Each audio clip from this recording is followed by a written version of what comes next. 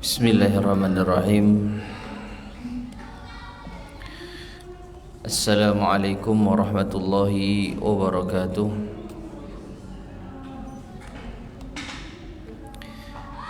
Innal hamdalillah nahmaduhu wa nasta'inuhu wa nastaghfiruh wa na'udzu billahi min shururi anfusina wa min sayyiati a'malina. من يهده الله فلا مضل له ومن يضلل فلا هادي له وأشهد أن لا إله إلا الله وحده لا شريك له وأشهد أن محمدا عبده ورسوله اللهم صل وسلم وبارك على نبينا محمد وعلى آله وأصحابه ومن تبعهم بإحسان إلى يوم الدين أما بعد.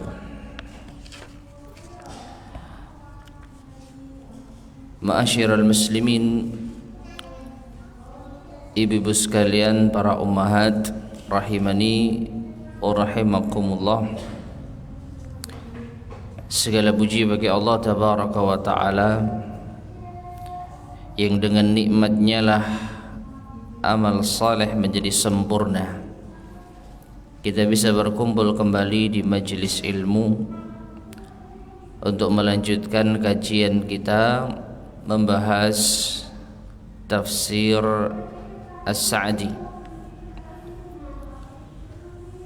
yang berjudul Taisirul Karimir Rahman fi Tafsiri Kalamil Mannan. Dan pada kesempatan di pagi hari ini kita masuk atau masih membahas ayat yang kedua dari surat Al-Baqarah tentang firman Allah Subhanahu wa taala, wa yuqimunas shalah. Mari kita baca penjelasan dari Syekh As-Sa'di rahimahullah tentang firman Allah ini. Beliau mengatakan rahimahullah ta'ala, summa qal, kemudian Allah berfirman, wa yuqimunas shalah, dan mereka menegakkan salat. Lam yaqul, Allah tidak berfirman yaf'alunas shalah, mereka mengerjakan salat, au ya'tuna bis shalah, atau mereka mendatangkan dengan salat. Ma'asyar muslimin rahimani wa rahimakumullah. Di sini Syekh As-Sa'di memberikan penjelasan tentang pemilihan kata dari Allah Subhanahu wa taala untuk salat. Yaitu Allah memilih kata iqamah. Aqama yuqimu iqamah, yang artinya menegakkan. Di antara sifat orang-orang bertakwa selain beriman kepada yang gaib, wa yuqimunas shalah, Allah tidak menggunakan kata wa yaf'alunas shalah, mereka mengerjakan, melakukan perbuatan, atau wa ya'tuna bis shalat, atau mereka datang dengan salat. Mungkin bagi kita ini sama saja ya, mengerjakan salat, menegakkan salat, datang dengan membawa salat, nampaknya sama saja. Namun ternyata dari bahasa Arab ini beda. Bagaimana penjelasan Syekh As-Sa'di? Li'annahu la yakfi fiha mujarratul ityani bi suratiha adh-dhahirati. Karena tidak cukup di dalam salat itu mujarradul ityan, sekedar kita mendatangkan atau mengerjakan bisuratiha dzahirah, dengan bentuknya yang zahir. Jadi maksudnya salat itu bukan hanya penampilan zahir saja, angkat tangan, takbir, berdiri, ruku, sujud, duduk, tahiyat, salam. Bukan hanya penampilan lahiriahnya saja. Fa iqamatus shalah, maka menegakkan salat, iqamatuha zahiran, ia menegakkan salat secara zahir, bi itmami arkaniha, dengan menyempurnakan rukun-rukunnya, wa wajibatiha, dan wajib-wajibnya, wa syurutiha, dan syarat-syaratnya. Memang di antara menegakkan salat, bentuk penegakan terhadap salat itu harus menunaikan hal-hal yang nampak. Rukun-rukun salat seperti Al-Fatihah dibaca, takbiratul ihram, kemudian ruku, sujud, i'tidal, salam, ini semua rukun-rukun salat. Wa wajibatiha, dan kewajiban-kewajiban salat juga demikian. Di antara kewajiban salat adalah tahiyat dan yang lainnya. Demikian pula dengan syarat-syaratnya, menghadap kiblat, taharah, menutup aurat, ini adalah syarat-syarat salat. Nah, memang menegakkan salat di antaranya dengan menegakkan amalan zahir salat. Wa iqamatuha batinan, tapi menegakkan salat itu juga harus dengan batin, secara batin. Bi iqamati ruhiha, yaitu dengan menegakkan ruhnya, ruh salat. Wa huwa hudurul qalbi fiha, yaitu menghadirkan hati di dalamnya. Wa tadabburu ma yaquluhu, dan mentadabburi, merenungkan apa yang diucapkan oleh orang yang sedang salat. Wa yaf'aluhu minha, dan apa yang dikerjakan darinya. Nah, ini yang apa? Yang tidak tercakup seandainya Allah Subhanahu wa taala memilih dengan gaya bahasa wa yaf'alunas shalah. Kalau seandainya firman Allah ini di antara sifat orang yang bertakwa, alladzina yu'minuna bil ghaibi wa yaf'alunas shalah, ini kita tidak merubah ayat ya. Tapi seandainya kata yang Allah pilih wa yaf'alunas shalah, maka orang-orang yang tidak ikhlas, orang-orang yang hatinya lalai tapi tetap ngerjakan sholat, harusnya ya nggak ada masalah, harusnya tidak mengurangi pahala. Kalau sekedar apa? Fi'il, sekedar dikerjakan. Orang yang tidak ikhlas, mereka ngerjakan sholat kok. Orang yang tidak khusyuk, mereka ngerjakan sholat, ya cuman secara lisan dan secara gerakan saja, tapi hatinya entah kemana, mereka tetap sah dan tetap dianggap mengerjakan sholat. Itu seandainya Allah memilih kata wa yaf'alunas shalah. Tapi nyatanya firman Allah bagaimana bunyinya? Wa yuqimunas shalah. Ini menunjukkan sholat itu bukan hanya dikerjakan secara zahir, tapi juga harus ditegakkan zahirnya dan batinnya. Zahirnya, iya, kita mengerjakan syarat, rukun, wajib, dan sunnah-sunnah sholat. Batinnya, ini yang tidak kalah penting, kita harus menghadirkan hati kita di dalam sholat, mentadabburi apa yang kita ucapkan dan apa yang kita kerjakan. Fahadhi salatu, maka salat semacam inilah, hiyallati qala Allahu fiha, yang Allah firmankan di dalamnya, innas salata tanha 'anil fahsya'i wal munkar. Sesungguhnya salat itu bisa mencegah dari perbuatan keji dan mungkar.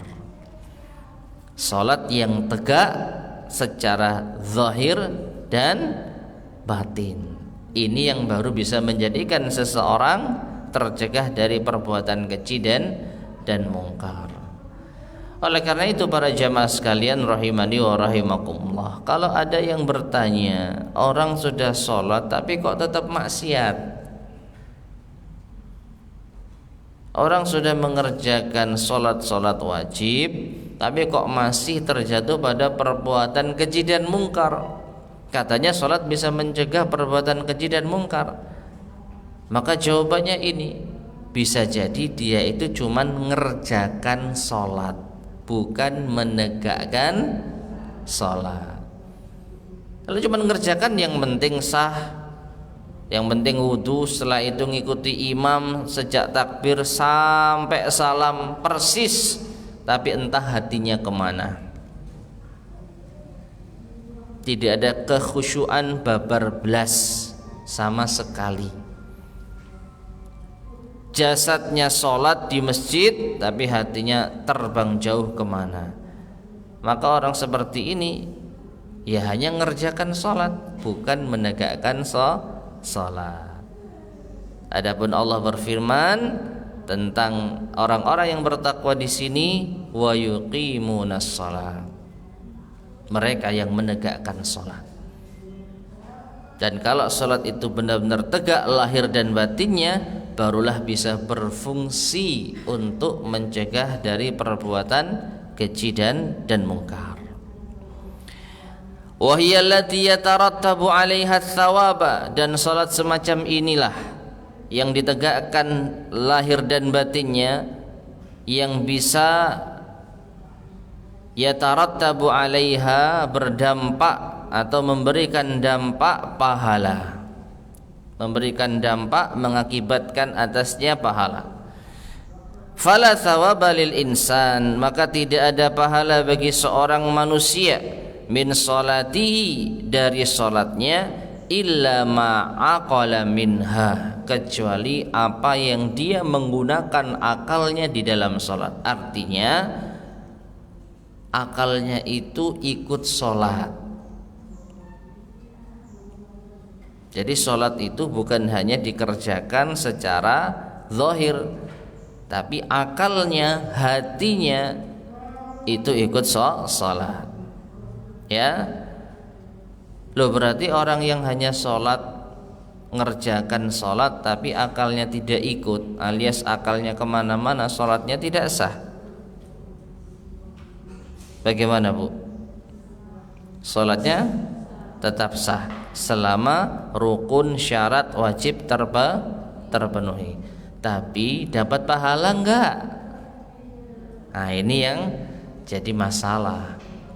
Kalau cuman sekedar sah menggugurkan kewajiban, ya dia enggak dosa karena ninggalkan sholat. Tapi apakah dapat pahala? Nah, ini yang apa? Nanti dulu. Kalau dia tidak menegakkan sholat dengan sebenar-benarnya, ya dia hanya sekedar mendapatkan gugur kewajiban sholat, tapi pahala tidak. Nah, makanya saya mengatakan fala thawaba lil insan, tidak ada pahala bagi seorang insan dari sholatnya kecuali dia menggunakan akalnya di dalamnya. Wa yadkhulu fis salati faraiduha, atau wa yudkhilu fis salati faraidaha wa nawafilaha, dan dia juga memasukkan di dalam salat itu kewajiban-kewajibannya dan nafilah-nafilahnya, sunnah-sunnahnya.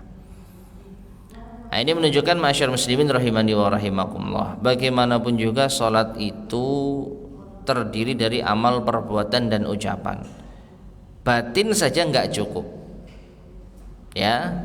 Jadi yang namanya iqamatus shalah, menegakkan salat, itu harus dua-duanya. Menegakkan zahirnya berupa apa tadi? Berupa menunaikan syarat rukun kewajiban, dan menegakkan batinnya, yaitu dengan menghadirkan hati. Kalau hatinya hadir tapi dia tidak menggerakkan badannya untuk sholat padahal mampu, ya sholatnya nggak sah. Seperti orang-orang mungkin sufi gitu ya, orang-orang yang dianggap wali, diem ngapain itu, lagi sholat dia. Loh, iya, sholatnya wali itu seperti itu. Diamnya dia itu tasbih, membaca Al-Fatihah, tapi dia tidak bergerak sama sekali, padahal dia mampu bergerak. Maka orang ini tidak dinamakan mendirikan sholat, menegakkan sholat.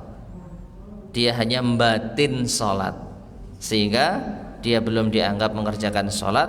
Kalaupun dia tetap seperti itu, dia berdosa. Ya, jadi menegakkan sholat, mendirikan sholat harus terpenuhi dua aspek, zahir dan batin.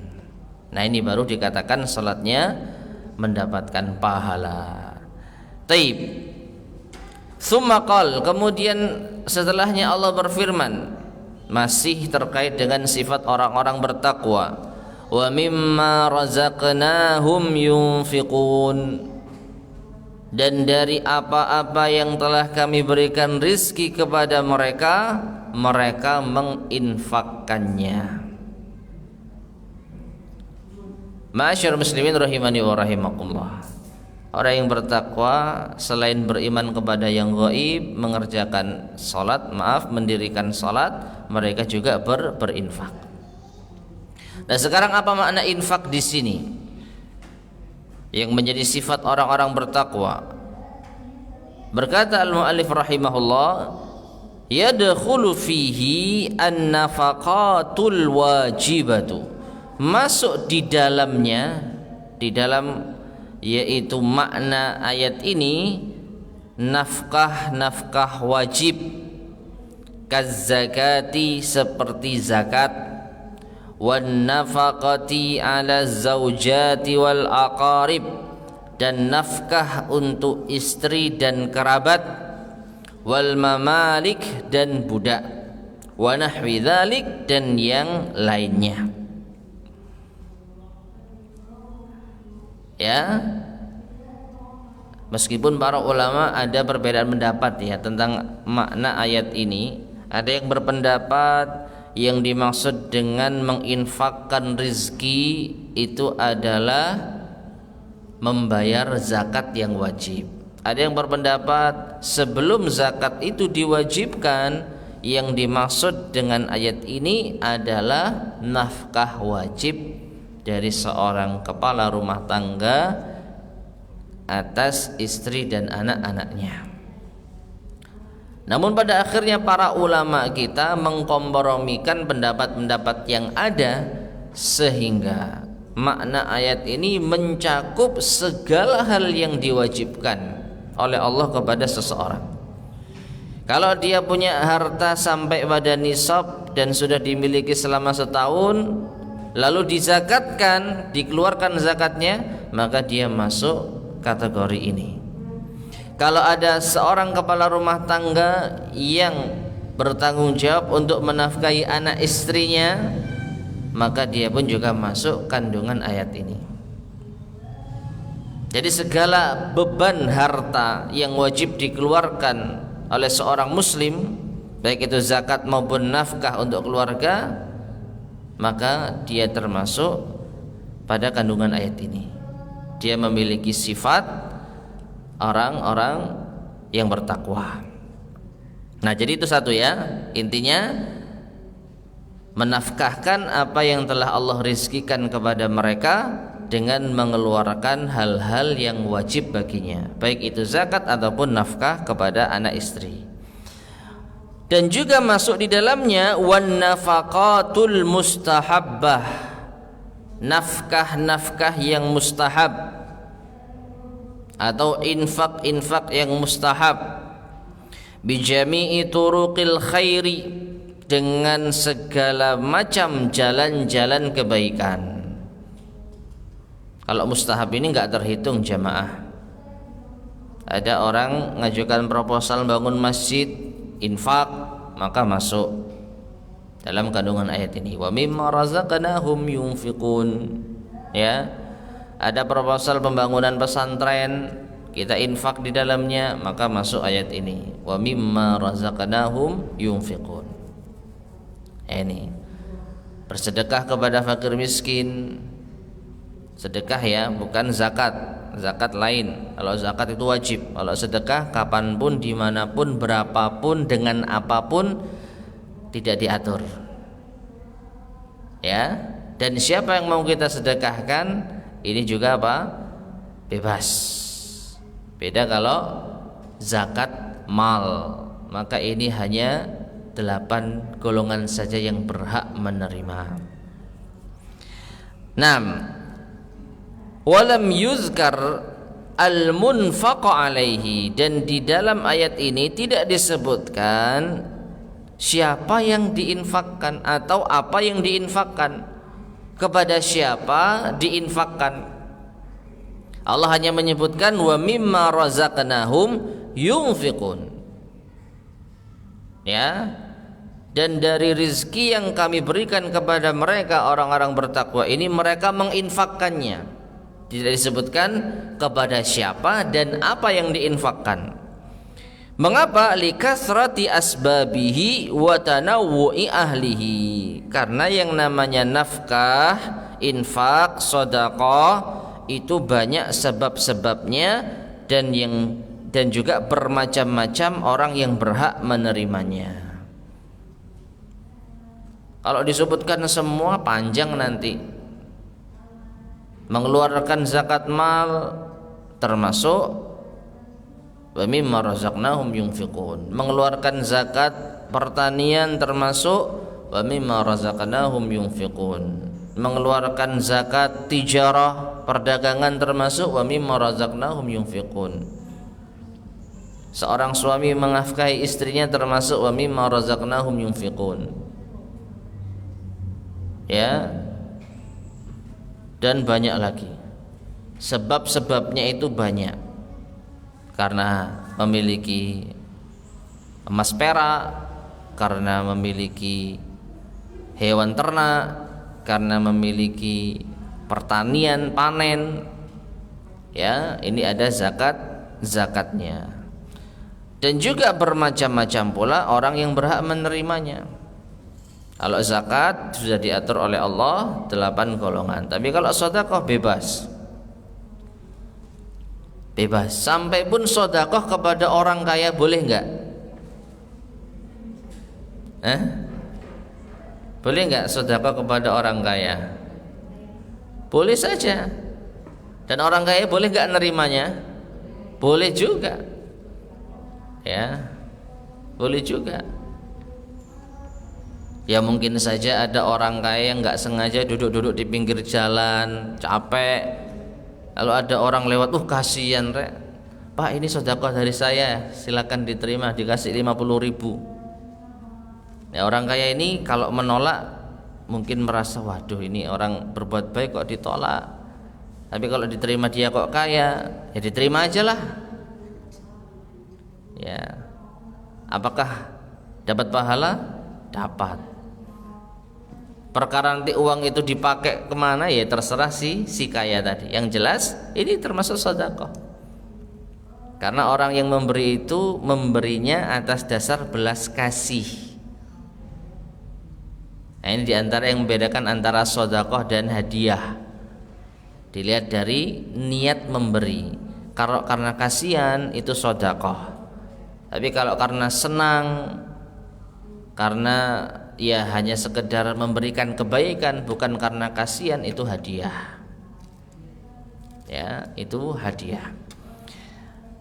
Dan Nabi SAW itu hanya menerima hadiah, tidak sedekah. Dan pernah terjadi seorang sahabat yang mulia, Salman Al-Farisi radhiyallahu taala anhu, yang mendapatkan informasi tentang Nabi Sallallahu Alaihi Wasallam. Di antara sifat Nabi, nanti kamu kalau ketemu, jadi Salman dapat informasi dari gurunya. Kalau kamu pengen tahu dia Nabi atau bukan, coba kamu tes, kasih infak, sedekah. Kalau diterima maka itu bukan nabi. Tapi kalau ditolak, besoknya kasih hadiah. Kalau diterima maka dia nabi. Karena nabi itu tidak menerima sedekah tapi menerima hadiah. Dan ternyata saat Salman Al-Farisi bertemu dengan seseorang yang diduga nabi, melakukan tes ini. Ya, wahai nabi, aku berikan ini sebagai sedekah. Maka nabi menolak. Di kesempatan lain, wahai nabi, aku berikan ini sebagai hadiah, diterima. Nah, berarti ini benar-benar nabi, ya. Dan ini juga berlaku bagi anak keturunan Nabi Shallallahu Alaihi Wasallam yang kita kenal dengan istilah ahli apa? Ahli apa? Ahlul, anak keturunan Nabi, ahlul bait, ahlul bait. Dilarang bagi ahlul bait untuk menerima sedekah, haram. Anak keturunan Nabi SAW tidak boleh menerima sedekah. Tapi kalau hadiah boleh. Nah, di sini Allah Subhanahu wa taala hanya menyebutkan orang-orang yang berinfak, tidak membahas apa yang diinfakkan dan untuk siapa ini diinfakkan. Li'anna an-nafaqata min haitsu hiya qurbatun ilallahi. Karena nafkah sendiri, infak itu adalah bentuk qurbah, pendekatan diri ilallah, kepada Allah Azza wa Jalla. Makanya yang penting nafkah tanpa melihat untuk siapa dan apa yang dinafkahkan, ini sudah menjadi taqarrub, bentuk qurbah, mendekatkan diri kepada Allah Subhanahu wa taala. Wa ata, dan Allah mendatangkan ayat ini bimin, dengan lafadz min. Mana bu minnya? Ya? Mana? Mimma. Mimma itu dari kata min dan ma. Idgham apa ini bu?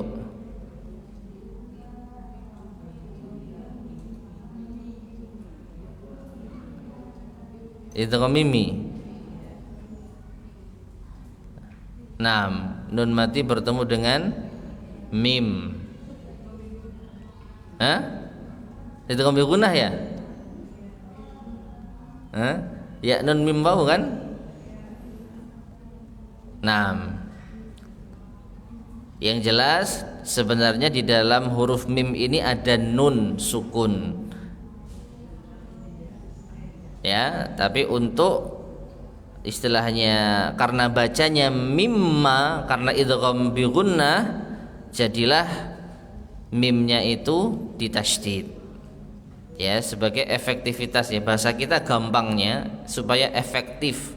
Kalau kita tulis min dan ma, ini seakan-akan kurang efektif ya. Bacanya itu jadi seakan-akan ada kata yang mubazir. Kalau kita bisa singkat mimma dengan huruf mim yang ditasydid, kenapa tidak kita singkat? Dan ini banyak dalam bahasa Arab, kata-kata atau huruf-huruf yang dibuang agar lebih efisien dan efektif. Nah, jadi Allah Subhanahu wa taala mendatangkan ayat ini dengan lafadz min wa mimma, itu ya, ad-dalati 'alat tab'id. Ini untuk menunjukkan at-tab'id, sebagian. Jadi yang dinafkahkan, yang diinfakkan dari hartanya orang-orang bertakwa itu sebagian, ba'd, tab'id, liyunabbihahum, untuk mengingatkan mereka, annahu lam yurid minhum illa juz'an yasiran min amwalihim, bahwasanya Allah lam yurid, tidak menginginkan, minhum, dari mereka, illa juz'an yasiran, kecuali satu bagian yang sedikit saja, min amwalihim, dari harta-harta mereka. Kalau kita lihat zakat, berapa persen sih dari harta manusia? 2,5% zakat mal. Zakat fitrah juga demikian. Ketika kita masuk bulan Syawal, setelah kita puasa Ramadan, yang kita keluarkan cuman 1 sa', setara dengan 2,5 kilogram atau 3 kilogram beras. Hanya sedikit. Makanya Allah menggunakan wa mimma razaqnahum, dan dari sebagian apa yang telah kami beri rizki kepada manusia, yunfiqun, mereka menginfakkannya. Tidak semua harta kita diinfakkan. Dan ini ghaira dharin lahum, tidak memadaratkan mereka. Orang punya uang 100 diambil 2,5, ya enggak ada apa-apanya. Wala muthqilin, dan juga tidak memberatkan mereka. Tapi kalau kita perhatikan ibu sekalian rahimani wa rahimakumullah, semakin besar nilainya semakin berat. Ya, semakin besar nilainya semakin berat untuk berinfak. Meskipun secara persentase sama. Kita punya uang 10.000 rupiah, nginfakkan 250 repis, berat enggak? Benar ya, kalau 10.000 itu 2,5%-nya 250 rupiah, betul kan ya? Punya uang 100.000, kita infakkan 2.500, ringan. Jangankan 2,5, 10.000 kita kasih, naik lagi. Punya uang 1 juta, keluarkan berapa bu? 25.000, masih ringan. Punya uang 100 juta, 2,5 juta rek. Aduh ini ya, ada dari persentase sama kan bu? Ya, uang 100.000 ngeluarkan 2.500 rupiah, uang 100 juta ngeluarkan 2,5 juta rupiah, sama. Belum lagi 1 M, ngeluarkan berapa ini bu? 25 juta ya, 25 juta. Dan disinilah ibu sekalian rahimani wa rahimakumullah, ya, sesuatu itu kalau semakin besar, semakin besar, semakin besar, tantangannya juga semakin besar. Dan ini berlaku bagi semua. Ketika kita dalam kondisi sederhana atau bahkan mungkin miskin gitu ya, mungkin berbagi itu mudah, karena kita merasakan bodoh melarati sama-sama miskinnya. Tapi ketika kita sudah diberi kelapangan harta, harta ini seakan-akan milik kita saja. Kita nyarinya susah kok, gampang kita ngasih ke orang lain. Nah itu yang jadi masalah. Karena kita merasa kita semua mendapatkan harta ini karena kemampuan kita, karena kehebatan kita. Dari sinilah maka berat. Ya, maka dari itu perlu dilatih. Nah, orang-orang yang bertakwa, maka mereka tidak berat ketika mengeluarkan rizki yang telah Allah berikan. Karena enggak semuanya, hanya sebagian kecil saja. Tidak akan menjadikan mereka miskin ketika mereka mengeluarkan zakat, dan itu tidak memberatkan mereka. Bahkan Syekh mengatakan di sini bal yantafi'unahum bi infaqihi. Bahkan mereka ini kalau kita tidak memperhatikan kata ganti yang tepat alias membaca terjemahan mungkin agak kesulitan ya. Bal yantafi'una, bahkan mereka, siapa? Mereka yang berinfak, ya, mereka mendapatkan manfaat bi infaqihi, dengan infak tersebut. Jadi orang-orang yang bertakwa itu dengan berinfak justru mereka dapat manfaatkan. Apa itu? Yang paling jelas ya pahala. Apa yang mau didapatkan dari orang yang berinfak kalau bukan pahala?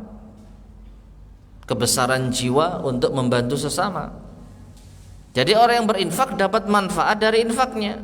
uang yang dia keluarkan, apalagi kalau itu sedekah jariyah, luar biasa, tidak akan terputus meskipun dia sudah meninggal dunia. Selama sedekah jariyahnya itu dimanfaatkan untuk kebaikan, maka pahala terus mengalir, manfaat.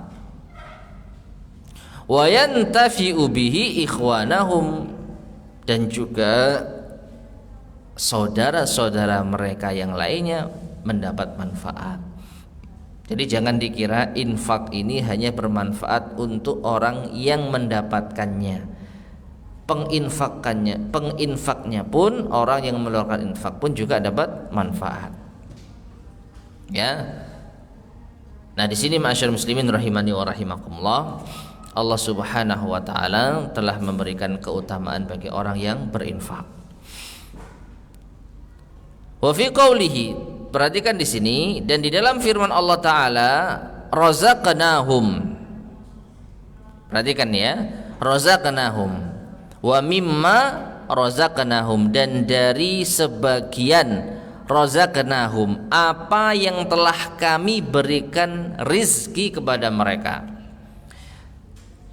Isyaratun, ini merupakan isyarat ila anna hadhil amwala, pada bahwasanya harta-harta ini, allati baina aidikum, yang ada pada kalian, laisat hasilatan, tidaklah dihasilkan, biquwatikum, dengan kekuatan kalian, wa milkikum, dan kepemilikan kalian semata.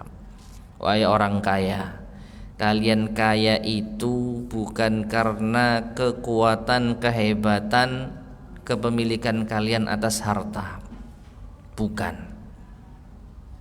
Innama hiya rizqullah, sesungguhnya itu adalah rezeki Allah, alladzi khawwalakum, yang Allah anugerahkan kepada kalian.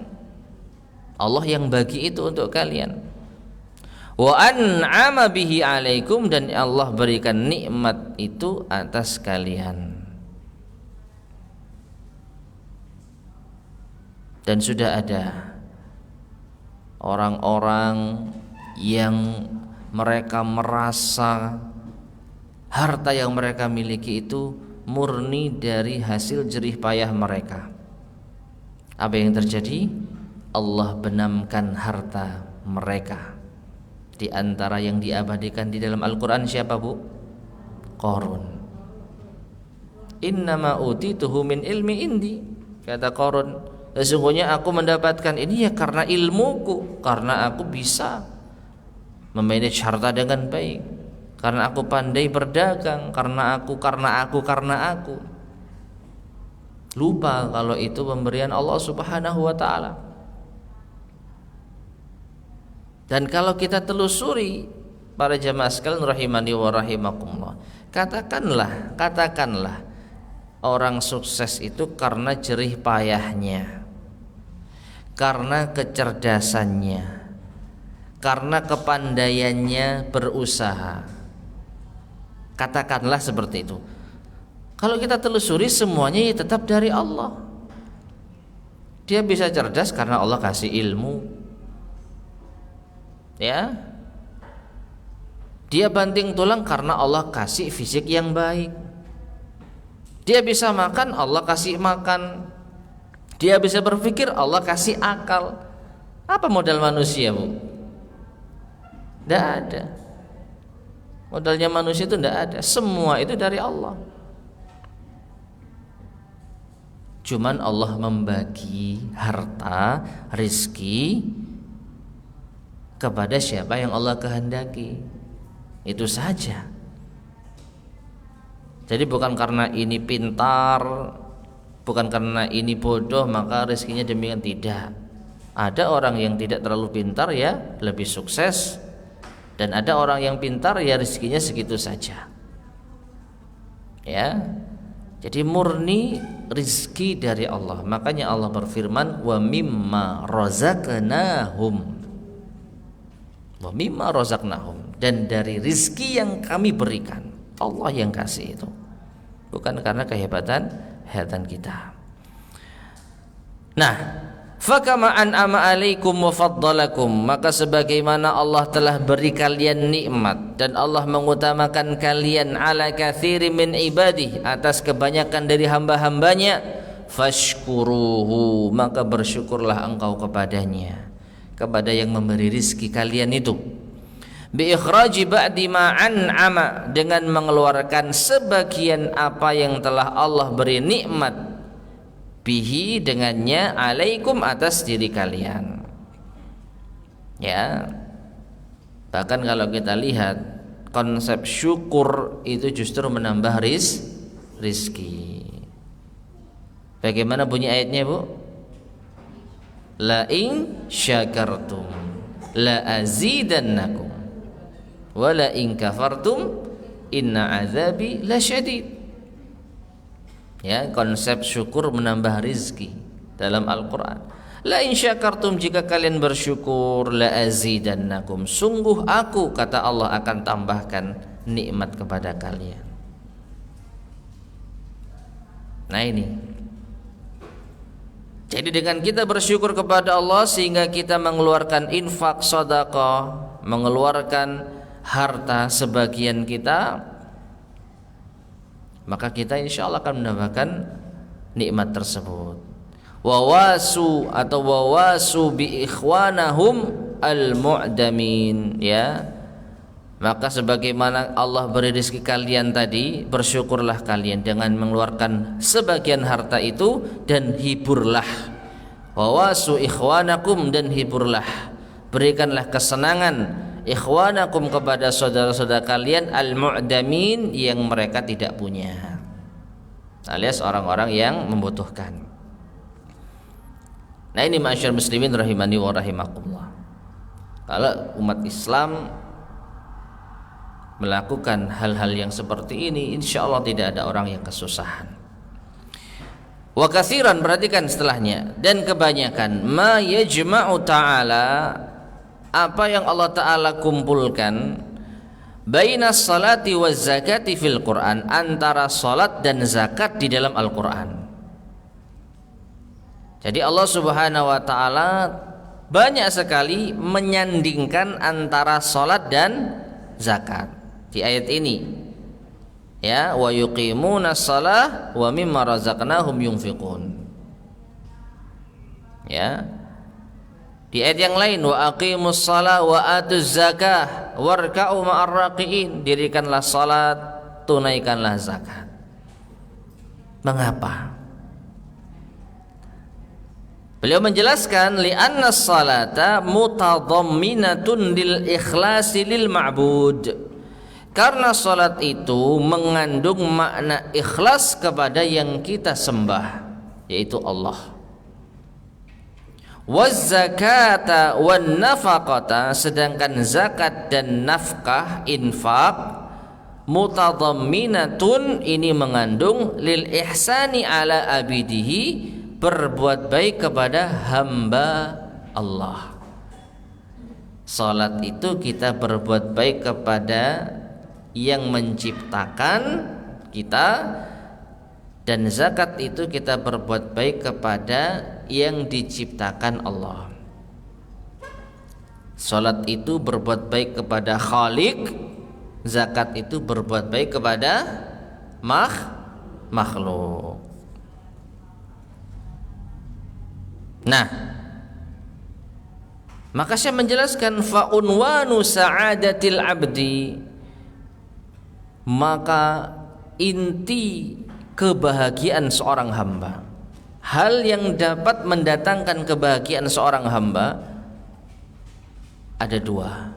Ikhlasuhu lil ma'bud, mengikhlaskan ibadah kepada Tuhannya yang disembah, wa sa'yuhu fi naf'il khalqi, wa sa'yuhu, dan usahanya, fi naf'il khalqi, untuk memberi manfaat kepada makhluk. Itu kebahagiaan. Kita berbuat baik kepada Sang Khalik dan juga berbuat baik kepada sesama makhluk. Enggak bisa salah satu saja. Salah satu pincang pasti sengsara. Ya, salah satu hilang pasti sengsara. Orang hanya beribadah kepada Allah tapi sama tetangganya zalim, tapi sama orang lain pelit, kikir, ya dia akan sengsara. Ya, akan sengsara. Justru kezaliman itu bisa menyebabkan dia masuk neraka meskipun dia ahli ibadah. Dan sebaliknya ada orang yang baiknya luar biasa kepada sesama makhluk tapi berbuat syirik kepada Allah, kepada sesama manusia, makhluk-makhluk Allah baiknya luar biasa tapi dia syirik kepada Allah. Ini juga sama saja sengsara. Ya, jadi unwanus sa'adah, kebahagiaan itu dengan berbuat baik kepada Khaliq, menyembah kepada Allah, dan berbuat baik kepada makhluk, berbagi kepada sesama manusia. Kama anna unwana syaqawatil abdi, sebagaimana bahwasanya kesengsaraan hamba itu dengan dua perkara ini. Adamu hadzainil amrain, tidak adanya dua perkara ini. Fala ikhlasa wala ihsan, enggak ikhlas dalam beribadah dan juga tidak baik kepada sesama manusia. Ya. Dan yang paling sengsara tentu saja apabila kehilangan kedua-duanya, sama Allah berbuat syirik dan kepada sesama manusia berbuat jahat. Wal iyadzubillah. Maka seorang mukmin kalau mau bahagia hidupnya harus memperbaiki dua hubungan ini. Makanya kita kan sering kenal ya, sering dengar istilah apa? Hablum minallah dan hablum minan nas. Ini ternyata konsep yang ada di dalam Al-Qur'an. Wa yuqimunas shalah wa mimma razaqnahum yunfiqun. Perbaiki hubunganmu dengan Allah dengan menegakkan salat, ikhlas di dalam beribadah. Wa mimma razaqnahum yunfiqun, dan perbaiki hubunganmu dengan sesama hamba-hamba Allah. Keluarkan infak dan sedekah. Taib. Summa qala, kemudian Allah berfirman, lanjutan ayatnya ya, walladzina yu'minuna bima unzila ilaik. Lagi-lagi Allah menyebutkan tentang iman. Walladzina, dan orang-orang, yu'minuna yang mereka beriman, bima unzila ilaik, dengan apa yang diturunkan kepadamu. Siapa yang dimaksud di sini kepadamu?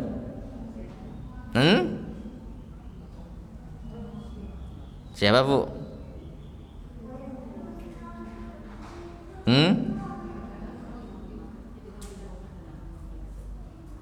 Kalau Allah Subhanahu wa ta'ala berfirman di dalam Al-Qur'an kepadamu, maka ini kebanyakannya diarahkan kepada Nabi kita Muhammad sallallahu alaihi wasallam, termasuk ayat ini.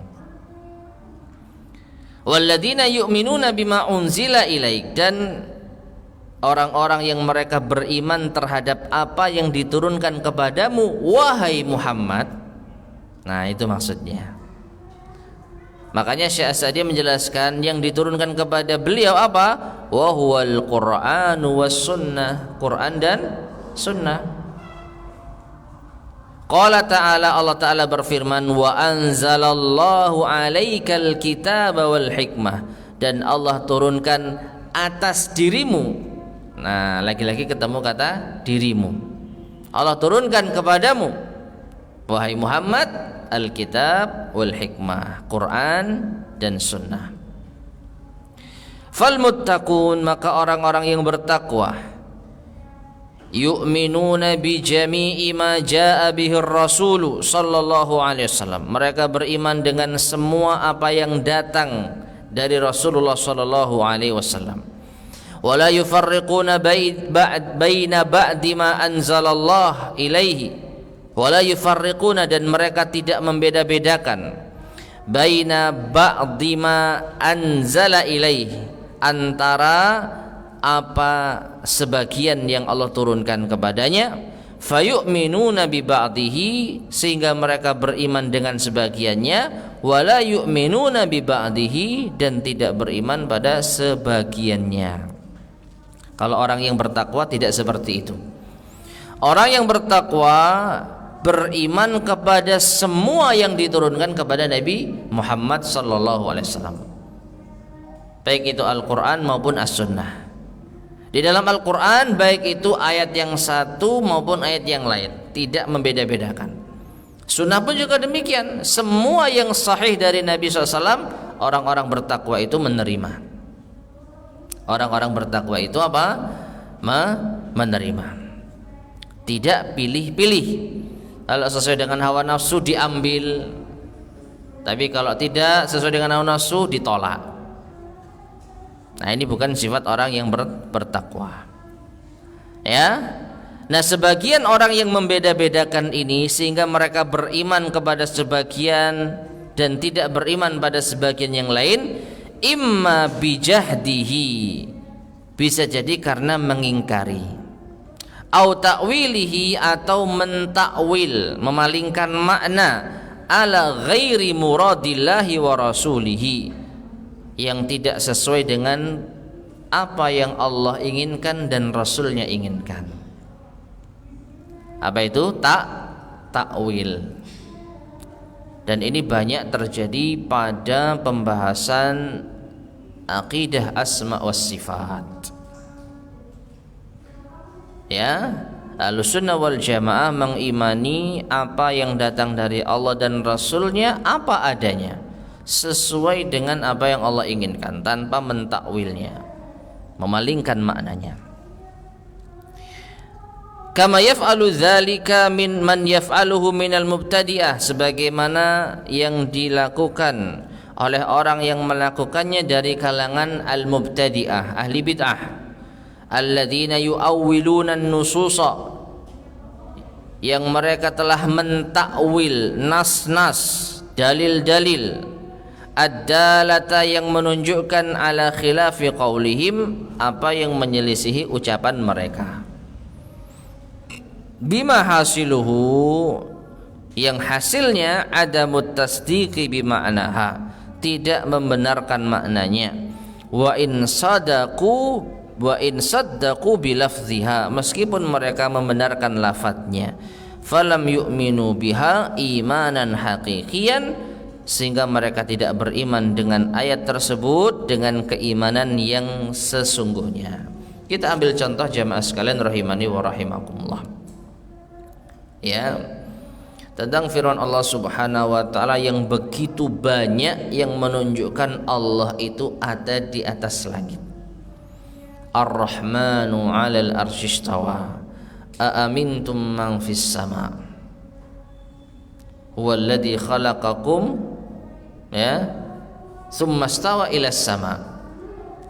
Ya, kemudian ia beristiwa ke atas langit. Dan juga sabda Nabi sallallahu alaihi wasallam terlalu banyak.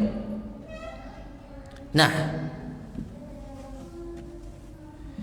orang-orang yang bertakwa sudah ketika datang ayat yang menunjukkan Allah itu ada di atas langit, mereka sami'na wa ata'na, mereka tetapkan. Adapun ahli bid'ah, mereka menolak makna kandungan Allah ada di atas langit, meskipun mereka membenarkan lafadznya. Nggak ada ahli bid'ah yang berani mengganti lafadz Quran. Saya nggak mau membaca Ar-Rahmanu 'alal arsy istawa. Saya tidak mau mengatakan membaca firman Allah aamintum man fis sama. Mereka baca, tapi hanya sekedar dibaca, tidak diimani kandungannya. Karena mereka mentakwil. Istiwa diartikan dengan istaula, istilah, menguasai. Oh, yang dimaksud Allah ke atas langit itu maksudnya Allah menguasai langit. Ya. Nah, seperti itu jemaah sekalian. Nah, maka orang yang bertakwa tidak pilih-pilih. Semua yang datang dari Allah Subhanahu wa taala, baik itu masalah tauhid uluhiyah, tauhid rububiyah maupun tauhid asma wa sifat, maka mereka mengimaninya. Nah, oleh karena itu sejauh mana kita membenarkan Nabi kita Muhammad SAW, sejauh itu pula lah kita akan selamat dunia akhirat. Maka orang-orang yang menakwil ayat, maka pada hakikatnya mereka tidak mengikuti Nabi SAW secara totalitas. Mereka hanya pilih-pilih saja, ikut Nabi dalam masalah ini. Tapi kalau masalah sifat-sifat Allah, nama dan sifat Allah, mereka ikut hawa nafsu, mereka ikut akal. Hadis-hadis Nabi, keterangan para sahabat ditolak. Nah, seperti itu. Kemudian wa qauluhu, firman Allah Ta'ala, wa ma unzila min qablik, dan juga beriman terhadap apa yang diturunkan kepada orang-orang sebelummu. Siapa kamu di sini? Rasulullah SAW. Masih membahas Rasulullah SAW. Apa itu yang diturunkan kepada sebelum Nabi kita? Yashmalul imana bil kutubis sabiqah, mencakup iman kepada kitab-kitab yang sebelumnya, yang terdahulu sebelum Al-Quran. Wa yatadammanu, maka ini mengandung al-imana bil kutub, iman kepada kitab-kitab, al-imana bir rusul, iman pula kepada para rasul. Jadi ma'asyar muslimin rahimani wa rahimakumullah, kalau kita perhatikan rukun iman, iman kepada rasul dan iman kepada kitab, ini dua rukun iman yang saling berkaitan, yang tidak bisa dipisahkan, saling berkonsekuensi. Anda beriman kepada kitab, otomatis Anda juga harus beriman sama yang bawa kitab. Iya kan? Lucu, saya beriman kepada Al-Quran tapi nggak kepada Nabi Muhammad SAW. Al-Quran ini yang diturunkan kepada Rasulullah. Lucu. Sebaliknya, saya beriman kepada Rasulullah tapi saya nggak beriman kepada kitab yang beliau bawa. Ini nggak bisa diterima. Maka iman kepada kitab melazimkan iman kepada Rasul. Iman kepada Rasul melazimkan iman kepada kitab. Itu bagi utusan-utusan Allah yang diberi kitab. Nah, wa bimashtamalat alaihi khususan, dan juga mengandung atau mencakup atasnya secara khusus at-Taurat wal Injil waz Zabura, Taurat, Injil dan Zabur. Ibu-ibu beriman enggak terhadap Taurat, Injil dan Zabur? Beriman, wajib. Ya. Tapi perhatikan, yang dimaksud beriman di sini meyakini kitab-kitab tersebut datang dari Allah Subhanahu wa taala. Adapun kandungannya sekarang, nanti dulu. Apa di dalam Zabur, Taurat dan Injil? Bagaimana bunyinya? Nah, ini baru apa? Harus kita tes, harus kita hadapkan dengan Al-Quran terlebih dahulu. Kalau ternyata sesuai dengan Al-Quran, ya kita terima karena Al-Quran membenarkannya.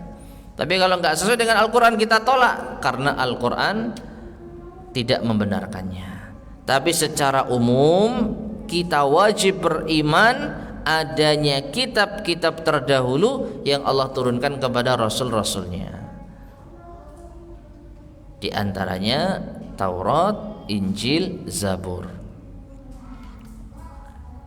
Wa hadhihi khasiyatul mu'minin yu'minuna bi jami'il kutubis samawiyah, dan ini adalah kekhususan kaum mukminin yang mereka beriman dengan seluruh kitab-kitab samawi. Kenapa Bu disebut kitab-kitab samawi? Sama itu artinya apa? Langit. Nah, lagi-lagi ini menunjukkan ketinggian Allah. Ya. Yang namanya turun itu dari atas. Tuhan menurunkan kitabnya kepada Rasulnya. Ini menunjukkan apa? Allah Subhanahu wa ta'ala ada di atas langit, karena Allah menurunkan kitabnya. Ya. Dan kitab-kitab itu diturunkan dari langit, datangnya dari Allah Subhanahu wa taala. Dan ini hanya dimiliki oleh orang-orang yang beriman saja. Apa itu? Mengimani semua kitab. Adapun orang-orang ahli kitab tidak. Pengikutnya Musa cuman beriman kepada Taurat. Pengikutnya Isa hanya beriman kepada Injil. Pengikutnya Nabi Daud hanya beriman kepada Zabur. Mereka hanya beriman kepada kitab yang diturunkan kepada Rasul mereka saja. Adapun orang yang beriman semua diimani. Zaburnya, Injilnya, Tauratnya, iya itu adalah kitab-kitab yang pernah Allah turunkan kepada Rasul-Rasulnya. Dan tentu saja yang paling sempurna adalah Al-Quranul Karim. Maka tidak ada kaum yang paling beriman kepada kitab-kitab samawi melebihi umat Islam. Semua kita imani, ya. Sedangkan kaum yang lain itu hanya mengimani kitab yang ada pada Rasul mereka saja, tidak mau keluar dari itu. Fala yufarriquna baina ahadi minhum, maka orang-orang yang beriman mereka tidak memisah-misahkan antara satupun dari utusan-utusan Allah, ya, termasuk iman kepada Rasul. Hanya umat Islam saja yang mengimani seluruh nabi dan rasul. Kita beriman kepada Nabi Isa, beriman kepada Nabi Musa, beriman kepada Nabi Dawud. Kita imani semuanya. Termasuk yang paling utama beriman kepada Nabi kita Muhammad sallallahu alaihi wasallam. Adapun orang-orang Nasara hanya mengimani Nabi Isa, orang-orang Yahudi hanya mengimani Nabi Musa, tidak mau beriman kepada Nabi kita Muhammad sallallahu alaihi wasallam. Maka umat yang paling beriman kepada utusan-utusan Allah hanya umat Islam. Taib.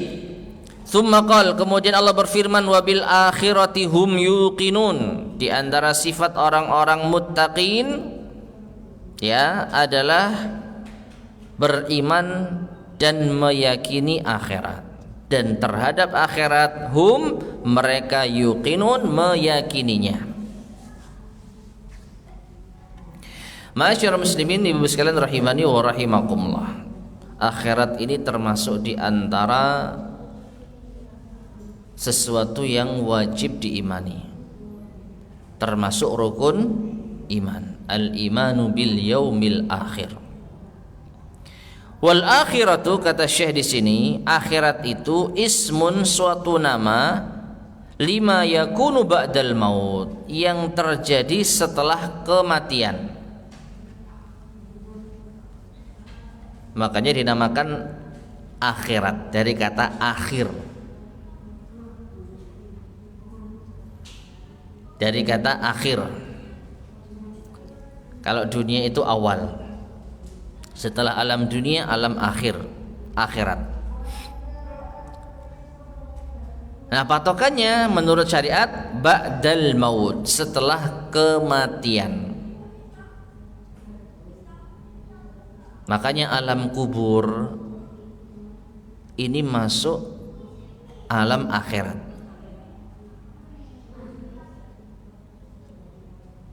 Alam kubur termasuk alam akhirat. Bahkan Utsman bin Affan radhiyallahu taala anhu ketika menangis melewati kuburan, ditanya, "Kenapa engkau menangis wahai Utsman?"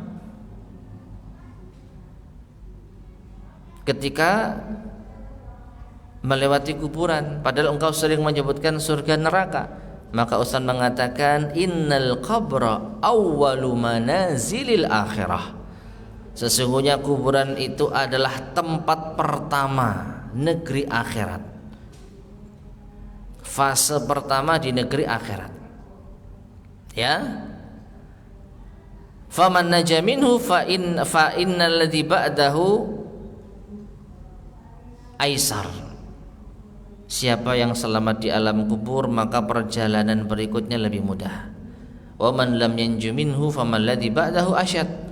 Tapi siapa yang tidak selamat di alam kubur, maka perjalanan setelahnya lebih susah.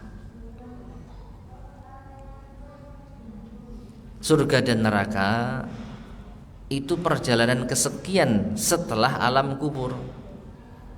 Makanya Utsman itu nangis kalau lewat kuburan, karena ingat ini nanti pertama kali yang akan menentukan nasib kita. Dari kuburan nanti mendapatkan nikmat atau azab. Setelah itu ketika dibangkitkan, manusia digiring ke padang mahsyar dalam keadaan telanjang tidak beralas kaki. Masing-masing akan berkeringat sesuai dengan amalan mereka. Kemudian nanti ada hisab, ada mizan, timbangan, nanti melewati sirat, jembatan panjang. Dan satu hari di sana seperti berapa tahun? Ka'alfi sanah, seperti 1000 tahun lamanya. Ya, nah seperti itu. Satu hari seperti 1000 tahun. Nah, maka iman kepada akhirat itu wajib, harus yakin, gak boleh ada yang ragu. Wa khassahu bidzikri ba'dal umum, dan Allah mengkhususkan menyebutkan akhirat ba'dal umum, setelah keumuman iman kepada yang lain.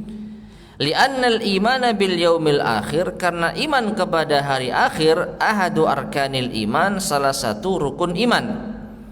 Wa li'annahu a'zamu ba'ithin, dan ini adalah pendorong terbesar ala raghbati warrahbati wal amal, untuk kita berharap dan takut dan beramal. Subhanallah, ini benar ibu-ibu sekalian. Tidak ada pendorong utama kita untuk berharap sesuatu dan takut atas sesuatu dan mengamalkan sesuatu yang melebihi akhirat. Kita mau surga, makanya kita beramal. Kita takut neraka, makanya kita jauhi dosa. Surga dan neraka termasuk apa? Akhirat. Tidak ada pendorong utama kita bisa berbuat baik yang melebihi akhirat. Yang sesungguhnya loh ya, kalau hanya menginginkan motivasi dunia, ya ini gak ada faedahnya.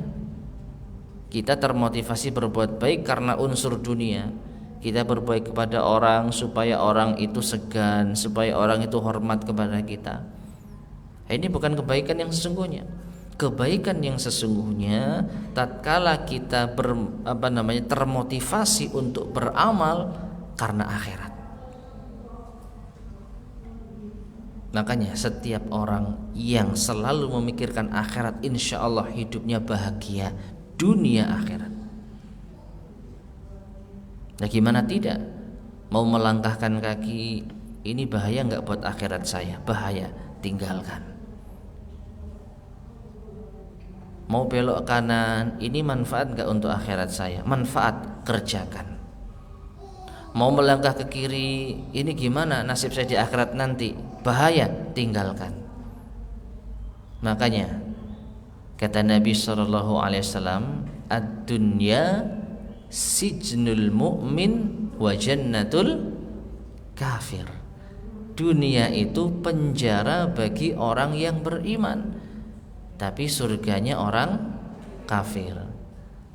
Penjara itu kita semua diatur, Bu. Mau makan diatur, mau keluar sel diatur. Gak bisa sesuai kehendak kita.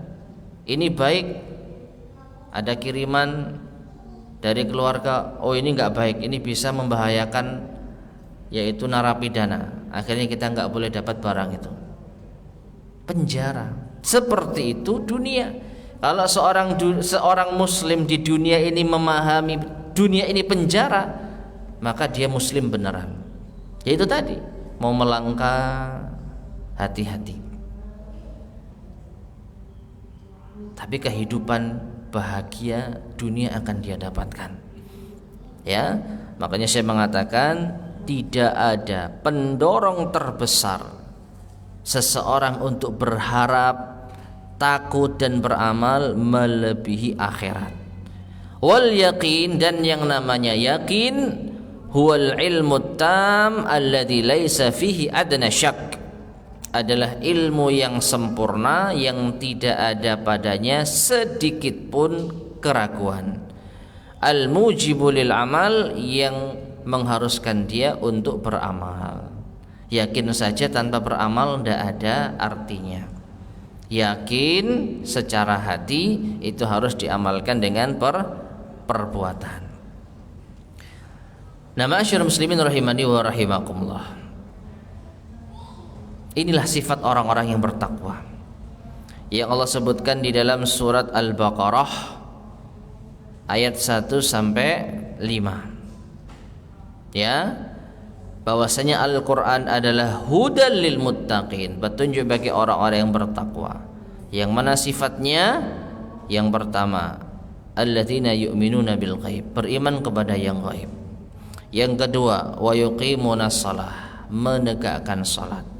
Yang ketiga, wa mimma razaqnahum yunfiqun, menunaikan zakat dan kewajiban nafkah. Yang keempat, walladzina yu'minuna bima unzila ilaik, yang beriman terhadap apa yang diturunkan kepadamu wahai Muhammad. Yang kelima, wa ma unzila min qablik, dan beriman pula terhadap apa yang diturunkan kepada sebelummu wahai Muhammad. Dan yang terakhir, yang keenam, wabil akhirati hum yuqinun, dan mereka beriman yakin terhadap akhirat. Ya, 6 sifat orang-orang yang bertakwa. Nah, setelah mereka memiliki sifat-sifat ini, Allah pun menghadiahkan kepada mereka, ulaika hum ala hudam mir rabbihim, ulaika ala hudam mir rabbihim wa ulaika humul muflihun. Ulaika, kata Allah, ai al-mausufuna bitilka sifat al-hamidah, yaitu mereka yang disifati dengan sifat-sifat terpuji ini. Tadi kita rinci ada 6 sifat ya. Ala hudam mir rabbihim, mereka di atas petunjuk dari Rabb mereka. Ai ala hadyin ala hudan adim, di atas petunjuk yang besar. Li'anna tankira lit ta'zim, karena nakirah itu menunjukkan pengagungan. Tapi Bapak sekalian rahimani wa rahimakumullah, di sini ada sedikit faedah dari bahasa Arab ya. Allah Subhanahu wa taala menyebutkan ala hudam mir rabbihim. Huda di sini pakai tanwin, tidak memakai alif lam. Ya, karena suatu kata di dalam bahasa Arab itu bisa pakai tanwin dan bisa pakai alif lam. Hudan dan al-huda. Ya, kalau nggak pakai alif lam bacanya gimana? Hudan. Kalau pakai alif lam, al-huda. Nah, hudan yang tanpa alif lam ini dalam bahasa Arab disebut dengan nakirah yang menunjukkan umum dan menunjukkan besar. Artinya segala macam huda itu akan diberikan kepada orang-orang yang memiliki sifat ini. Makanya Allah tidak menggunakan ulaika alal huda, tapi Allah pakai ala hudan. Wa ayyu hidayatin a'zam, dan hidayah manakah yang lebih besar min tilkas sifatil mazkurah, dari sifat-sifat yang disebutkan itu, al mutadamminati lil aqidatis sahihah, yang mengandung akidah sahihah, wal a'malil mustaqimah, dan amalan-amalan yang istiqamah. Wa halil hidayatul haqiqiyatu illa hidayatahum, tidak ada hidayah yang hakiki melebihi hidayah mereka. Wa masiwaha, dan apa-apa yang selainnya, mimma khalafaha, yaitu apa yang menyelisihinya, fahuwa dhalalatun, maka itu kesesatan. Artinya jamaah sekalian, orang-orang yang bertakwa yang memiliki 6 sifat ini, mereka adalah orang-orang yang mendapatkan hidayah. Dan hidayah yang terbesar adalah hidayah bisa memiliki sifat ini, bisa mengamalkan sifat-sifat ini. Ya, iman kepada yang gaib, ngerjakan salat, ini butuh hidayah. Ini butuh hidayah.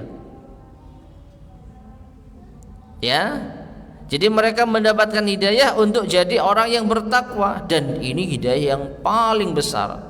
Allah memberikan kita hidayah untuk beramal, itu hidayah yang paling besar. Yang dari sinilah Allah akan senantiasa tambah hidayah tersebut. Makanya kalau tidak dapat hidayah menjadi orang yang bertakwa, memiliki sifat-sifat tadi, maka bisa dipastikan fahuwa dhalalatun. Wa ata, dan Allah mendatangkan ayat ini bi'ala, hidayah itu dengan huruf ala. Ulaika ala. Lagi-lagi bahasa Arab, Bu, ya. Kita harus membiasakan. Kalau belajar tafsir itu erat kaitannya dengan bahasa Arab. Wa ata bi'ala fi hadzal maudhi, dan Allah mendatangkan lafaz ala, atas, fi hadzal maudhi, di tempat ini, yaitu pada konteks hidayah, ad-dallatu alal isti'la, menunjukkan ketinggian. Wa fid dhalalah, sedangkan kalau Allah sebutkan dhalalah, apa dhalalah? Sesat. Ya'ti bi fi, Allah datang dengan lafaz fi, Allah membawakan dengan lafaz fi, di. Ulaika ala hudan, ulaika fi dhalalah, mereka di atas hidayah, mereka di dalam kesesatan. Subhanallah, indah sekali. Jangan dibalik, mereka berada di atas kesesatan, salah ini. Sesat itu di dalam, di bawah. Ya.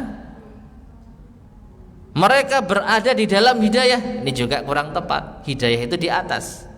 Mereka berada di atas hidayah, dan mereka orang-orang kafir berada di bawah kesesatan, di dalam kesesatan. Jadi dari segi lafadznya saja sempurna Al-Quran ini. Pemilihan kata-katanya itu loh. Hidayah pakai ala, dhalalah pakai fi. Ya, nah seperti itu.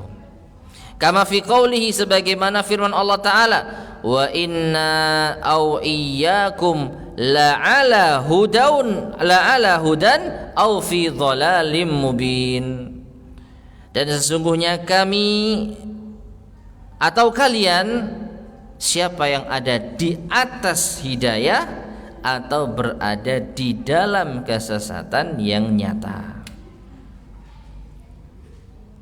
Di sisi lain, li'anna sahibal huda, karena orang yang mendapat hidayah, musta'lin bil huda, dia tinggi dengan hidayah itu, murtafi'un bih, dia berada di atas, wa sahibul dhalalah, dan wa sahibud dhalal, sedangkan pelaku kesesatan, munghamisun, maka dia tenggelam, terbenam, fihi, di dalamnya, muhtaqirun, dan dalam keadaan hina dina. Makanya hidayah itu pakai lafaz ala, menunjukkan ketinggian. Sedangkan kesesatan pakai lafaz apa? Fi, menunjukkan kerendahan. Namanya di dalam, itu di bawah. Kalau di atas, tinggi. Nah seperti itu. Tsumma qala, kemudian Allah berfirman, wa ulaika humul muflihun, dan mereka inilah orang-orang yang mendapatkan falah, keselamatan, kebahagiaan. Wal falahu huwa, dan kesuksesan, kebahagiaan adalah al fauzu bil matlub, meraih apa yang diinginkan, wan najatu minal marhub, dan selamat dari yang dikhawatirkan. Hasaral falaha fihim, dan Allah membatasi keberuntungan bagi mereka li'annahu la sabila ilal falah, karena tidak ada jalan menuju kebahagiaan illa bisuluki sabilihim, kecuali dengan menempuh jalan mereka. Jalannya orang-orang yang bertakwa tadi, yang punya 6 sifat tadi. Satu-satunya jalan kebahagiaan itu, ya. Wa ma ada tilka sabil, adapun selain jalan itu, fahiya subulus syiqa, maka itu adalah jalan kesengsaraan, wal halak, kebinasaan, wal khasar dan kerugian, allati tufdi bisalikiha ilal halak, yang bisa mengantarkan orang yang menempuh jalan itu pada kebinasaan kalau tidak menempuh jalan orang-orang yang bertakwa. Falihada, karena inilah, lamma dzakara sifatil mu'minina haqqa, ketika Allah menyebutkan sifat orang-orang beriman secara benar, dzakara sifatil kuffari al-mudhhirina li kufrihim al-mu'adinina lirrasul. Allah pun juga menyebutkan sifat orang-orang kafir yang menampakkan kekufuran mereka, yang menentang utusan Allah, menentang Rasulullah sallallahu alaihi wasallam. Dan ini dilanjutkan dengan firman Allah di ayat setelahnya, ayat yang ke-6 dan ke-7, yang insyaallah akan kita sampaikan biidznillah pada kesempatan berikutnya. Wallahu taala alam bissawab. Baik, ma'asyar muslimin rahimani wa rahimakumullah. Kalau kita lihat tafsir Ibnu Katsir, ya, beliau menyebutkan 4 ayat pertama itu Allah sebutkan tentang orang yang beriman. 2 ayat setelahnya Allah sebutkan tentang orang-orang kafir. Dan 14 ayat setelahnya Allah sebutkan tentang orang-orang munafik. Ya. Jadi nanti kita akan membahas golongan-golongan manusia. Orang-orang beriman sudah kita bahas. Mereka punya sifat bertakwa, yaitu di dalam 6 sifat yang tadi kita sampaikan, yang dengan itu mereka dapat hidayah, yang dengan itu mereka dapat kebahagiaan. Hanya orang-orang beriman saja. Adapun setelahnya orang-orang kafir, orang-orang munafik, mereka tidak dapat hidayah dan juga tidak dapat kebahagiaan. Wallahu taala alam bissawab. Baik Ibu sekalian rahimani wa rahimakumullah, ini yang mungkin bisa kita sampaikan pada pertemuan di pagi hari ini. Mudah-mudahan bermanfaat. Kurang lebihnya saya mohon maaf. Sebelum kita akhiri, barangkali ada yang mau disampaikan, tafadhal, silakan.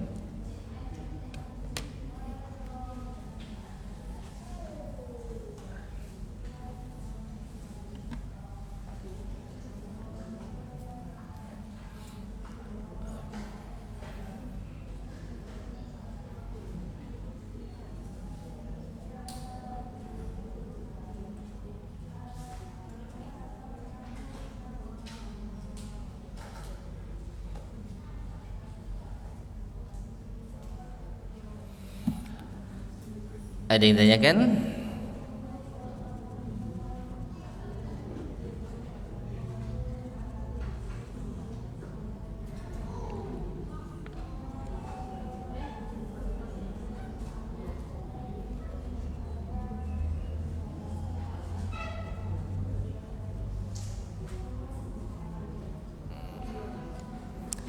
Nampaknya tidak ada, Ibu ya. Baik, kita akhiri sekian, mudah-mudahan bermanfaat. Kurang lebihnya mohon maaf. Subhanakallahumma bihamdika asyhadu an la ilaha illa anta astaghfiruka wa atubu ilaik. Walhamdulillahirabbil alamin. Assalamualaikum warahmatullahi wabarakatuh.